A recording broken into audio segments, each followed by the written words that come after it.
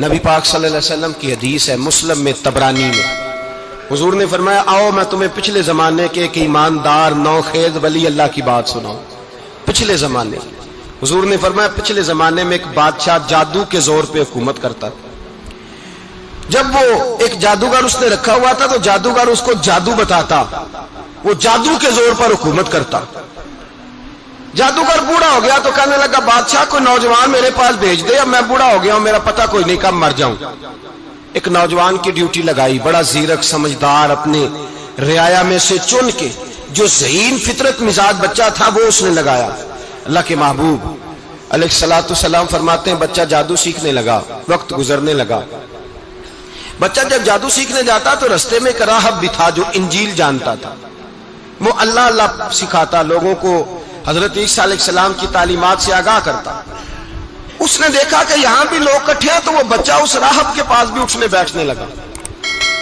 اب جب اس کے ساتھ اس کی گفتگو بڑھنے لگی تو اس کو باتوں میں لذت آنے لگی۔ اس نے راہب نے پوچھا کہ تو کون ہے اور کس طرح سے آیا ہے، کیا تیرا معاملہ ہے؟ اس نے کہا جی میں جادو سیکھنے جاتا ہوں، آپ کی باتیں مجھے بڑی اچھی لگتی ہیں۔ اس نے کہا دین سیکھ، جادو سیکھنے والے کافر ہو جاتے ہیں، قرآن و حدیث سیکھنے والوں کو اللہ کامل ایمان عطا فرماتا ہے۔ فرمایا یہ سیکھ۔ بچہ بیٹھنے لگا، اس کے پاس آنے لگا، باتیں دل میں گھر کرنے لگی۔ ایک وقت آیا کہ مسلمان ہو گیا، اور مسلمان کیسے ہوا؟ بچہ کہتا ہے میں تجربہ کر کے ہوا۔ اب میں تھوڑا سا وقت جادوگر کے پاس بھی جاتا اور باقی سارا وقت وہاں بیٹھتا۔ میں ایک دن جا رہا تھا تو رستے میں اژدہا تھا، بہت بڑا سانپ تھا، رستہ روک کے کھڑا تھا۔ یہ حضور نے بیان کی حدیث۔ نبی پاک صلی اللہ علیہ وسلم فرماتے ہیں بچہ کہتا ہے کہ رستے کے اندر سانپ ہے، رستے بند ہے، لوگ چھتوں درختوں پہ چڑھے ہیں، ہراش ہے۔ کہتے چھوٹا سا روڑا میں نے اٹھایا تو میں نے کہا اللہ اگر جادوگر سچا ہے تو اسے مار دے۔ چھوٹا سا روڑا میں نے پھینکا، اژدہا کوئی نہ مرا۔ پھر چھوٹا روڑا اٹھایا، میں نے کہا اللہ اگر وہ عالم سچا ہے تو اسے مار دے۔ اب جب میں نے روڑا مارا تو اژدہا مر گیا۔ میرے اندر سے گواہی آئی نہیں دین کی باتیں سچی ہیں، نہیں قرآن کی باتیں اسلام سمجھانے کے لیے عرض کر رہا ہوں، اگرچہ اس دور میں انجیل تھی، اللہ رسول کی باتیں اچھی ہیں۔ کہتے میں مسلمان ہو گیا، اب میں نے راہب کے پاس ہی رہنا شروع کر دیا، جادوگر کے پاس چھوڑ دیا اس بچے نے آنا۔ بادشاہ پوچھتا کہاں زیادہ وقت گزارتے ہو تو وہ بات گول کر دیتا، وقت تیزی سے بڑھنے لگا۔ اللہ نے اس نوجوان میں طاقت پیدا کر دی، اب وہ اس کے اندر نا اللہ نے توانائی روحانیت پیدا کر دی، ابھی جوان ہے، 14-15 سال عمر ہے۔ اللہ نے اب جو بیمار بھی آتا وہ دعا کرتا تو اللہ صحت عطا کر دیتا، جو بھی آتا۔ بادشاہ کا ایک درباری تھا، بادشاہ کو پنکھا جلتا تھا، وہ اندھا ہو گیا، کوئی ایسی تکلیف آئی کہ نابینا ہو گیا، بڑے علاج کرائے شفا نہیں ہوئی۔ کسی نے اس بچے کا پتہ بتایا کانوں میں، اس کے پاس گیا تو بچہ کہنے لگا شفا تو ہو جائے گی پر کلمہ پڑھنا پڑے گا، مسلمان ہونا پڑے گا، جس پیغمبر کا میں غلام ہوں تجھے بھی بننا پڑے گا، دین پہ عمل کرنا پڑے گا، اللہ شفا دیتا ہے۔ اس نے کہا تو مجھے کلمہ پڑھا، مجھے شفا دے، میں تیار ہوں۔ اس نے کہا شفا تو اللہ دیتا ہے۔ اس نے اللہ تبارک و تعالیٰ کا ذکر کر کے دعا مانگی، یہ مسلم شریف میں حدیث ہے، طبرانی میں موجود ہے۔ اللہ نے اسے شفا دی، اس نے کلمہ پڑھنا شروع کر دیا۔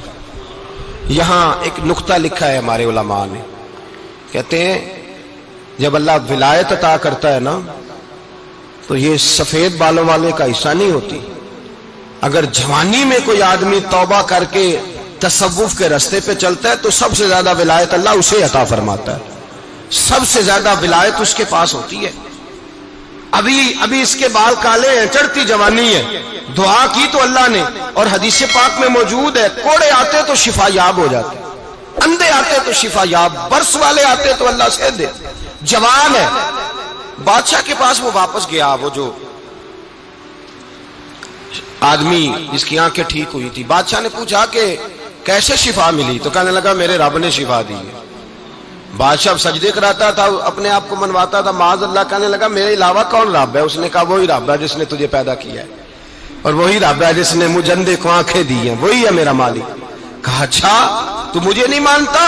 کہا نہیں میں اپنے رب کو مانتا ہوں۔ بادشاہ نے اسے سزا دی، ستایا، اس نے بچے کا پتہ بتایا، پھر بچے کو بلا کے ستایا تو اس راہب کا پتہ بتایا، راہب بھی قتل ہو گیا، نابینا بھی قتل ہو گیا۔ بادشاہ نے کہا سپاہیوں سے اس بچے کو لے جاؤ اور پہاڑ کی چوٹی پہ جا کے نیچے پھینکو تاکہ مر جائے. بچہ پہاڑ کی چوٹی پہ گیا تو ہاتھ اٹھا کے کہنے لگا یا اللہ میرے لیے نہیں اپنے لیے، میرے لیے نہیں اپنے لیے انہیں اپنی قدرت کے جلوے دکھا.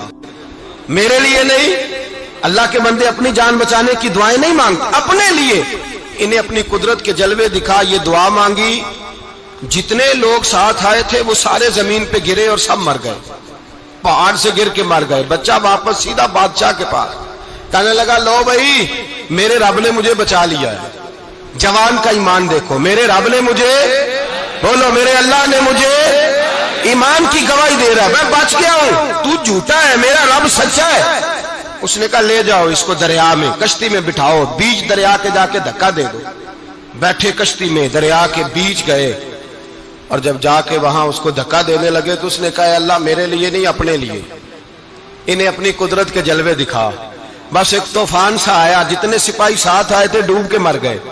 وہ بچہ اٹھا اور سیدھا پھر بادشاہ کے پاس، اسی کے پاس کہنے لگا لو بھائی میرے رب نے مجھے بچا لیا ہے، تیرے پاس آیا ہوں. وہ کہنے لگا تو کیا مصیبت میرے گلے پڑ گئی ہے، کیسے جان چھوٹے گی؟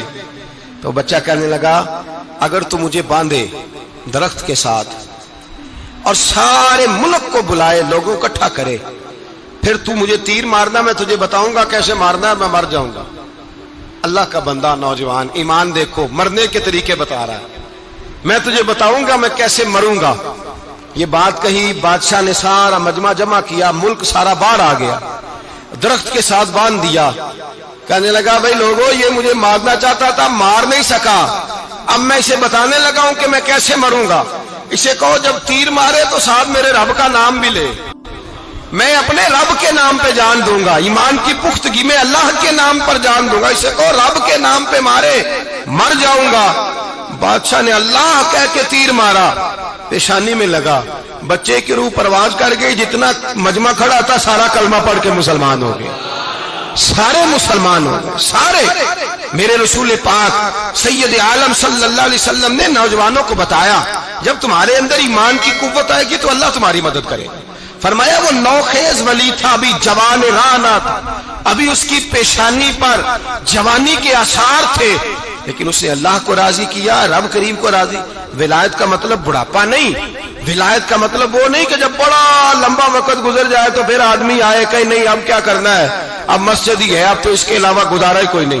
تو اس وقت کا آنا اللہ کی بارگاہ میں قبول تو ہے، لیکن شاباشی اسی کو ملتی ہے جو جوانی کے وقت آئے، جو عین اس وقت آئے جو وقت میرے رسول پاک علیہ السلام کے غلام عبداللہ ابن عمر، حضرت عبداللہ ابن عمر رضی اللہ تعالیٰ عنہ فرماتے ہیں کہ میں نکلا، مجھے سفر کے لیے جانا تھا، تو تھوڑی سی کھجوریں، تھوڑا سا سرکہ، ایک شہد کی بوتل، چیزیں میں نے سفر کے لیے ساتھ رکھ لی.